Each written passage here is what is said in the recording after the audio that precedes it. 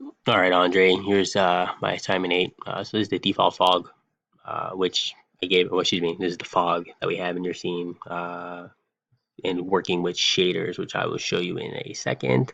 And so what I did was I used a flag inside, well, I guess I should bring up my constant buffer. I created a new constant buffer and, whoops, sorry, constant buffer is for fog parameters, and the fog parameters are simply the color, start, range, and an integer instead of a bool for whether I'm using fog or not. And then my user will need to send fog parameters as they would light parameters, and basically it defaults to false, so there is no fog, and basically default values as well, that you don't get anything. And of course you can override that, or excuse me, the user can override that, set it to true, so we get fog. And then of course we can we can turn this off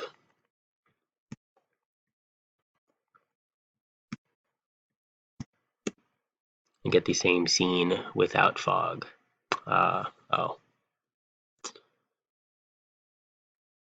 and get the same scene without fog.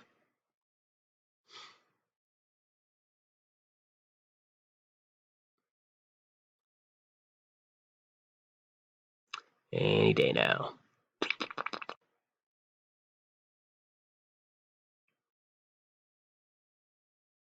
Sorry, it's a little slow.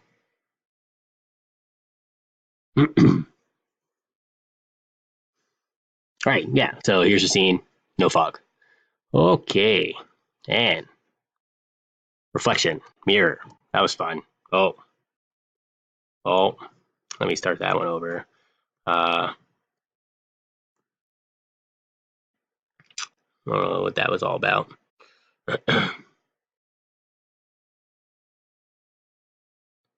All right, and here's my mirror reflection using all the objects, whether it's textured or not.